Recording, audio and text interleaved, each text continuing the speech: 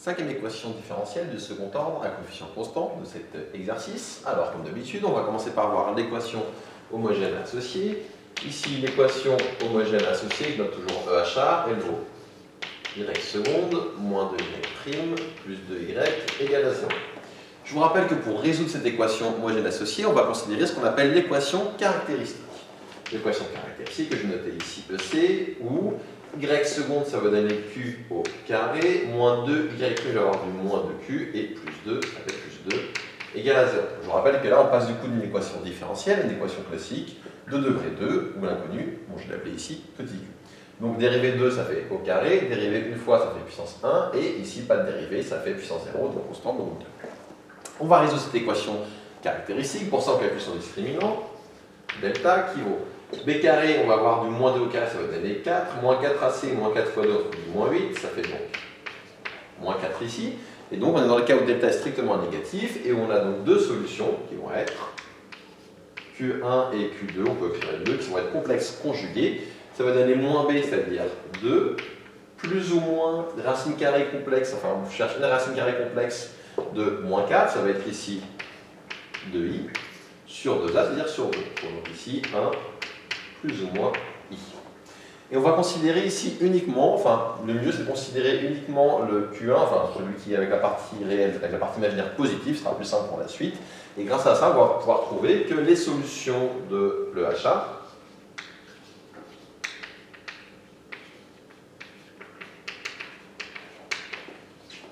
sont y0x égale, je rappelle comment ça fonctionne. Du coup, on va prendre ici la partie réelle des solutions complexes conjuguées qu'on a trouvées. Et cette partie réelle va nous donner ici du exponentiel de 1 fois x. Exponentiel de 1 fois x, ça va donner exponentiel x du coup.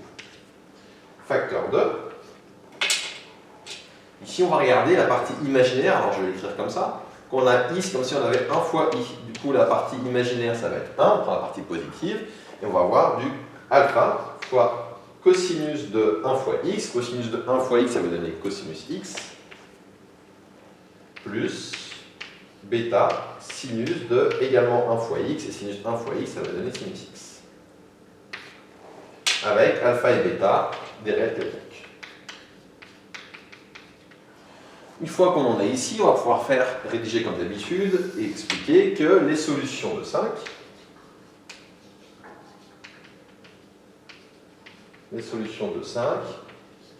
sont de la forme, d'ailleurs les solutions, excusez-moi, hop, regardons ici, comme j'ai une donnée initiale qui est donnée, enfin avec deux infos dedans, y0, y'0, je vais avoir la solution de 5, pardon, donc la solution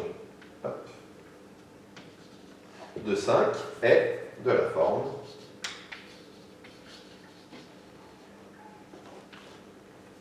f de x égale y0x ici qu'on vient de calculer, donc on connaît y0x, plus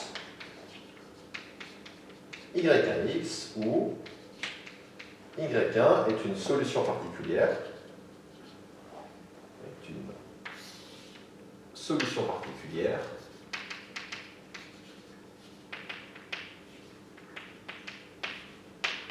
de 5 que l'on cherche sous la forme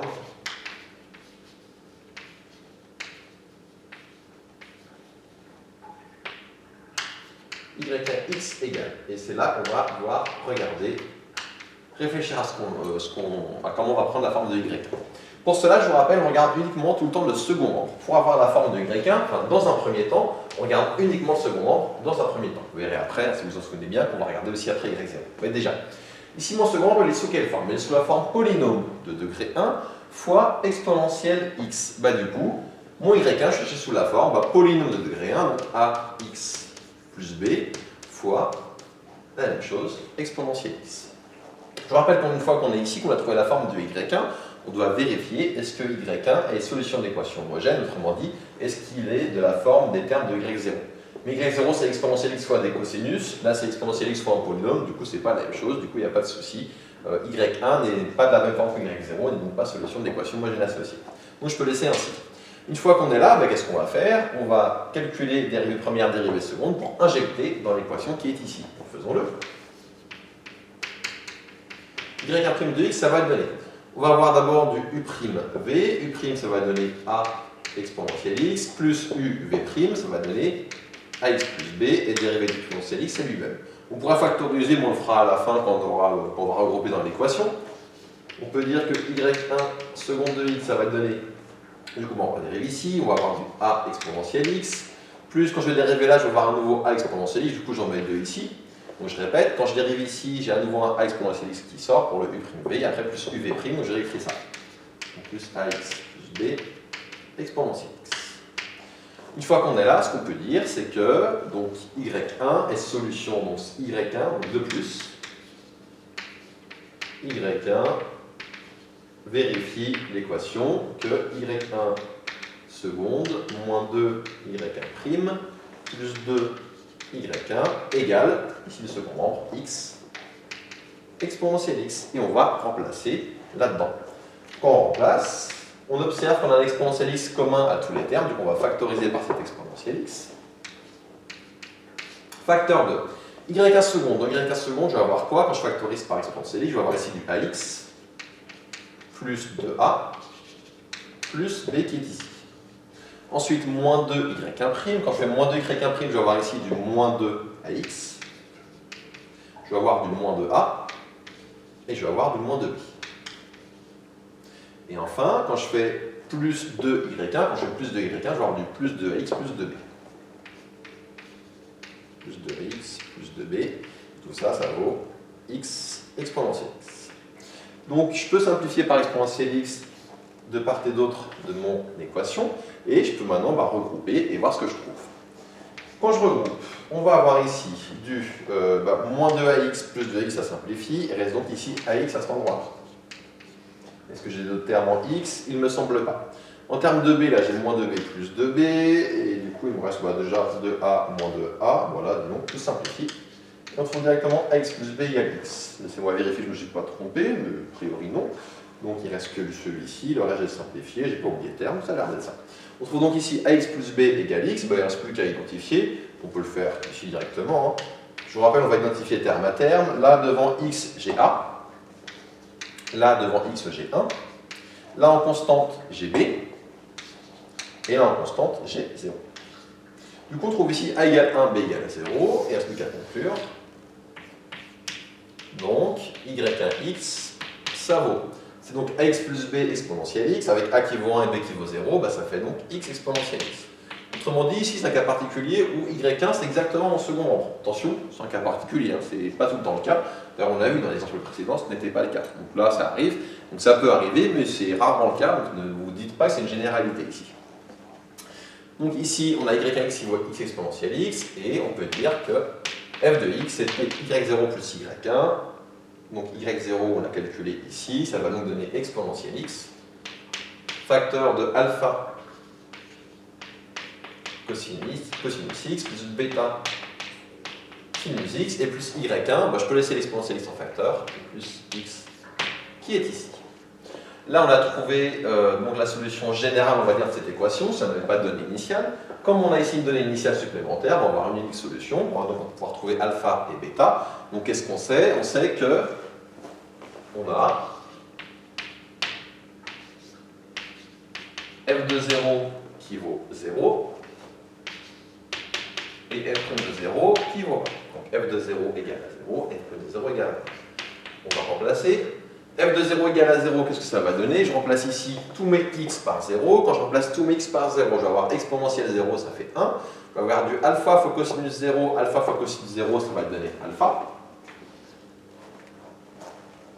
Plus bêta fois sinus 0, bêta fois sinus 0, ça va donner 0. Sinus 0 vaut 0, et plus 0. Je trouve donc ici juste alpha égale 0.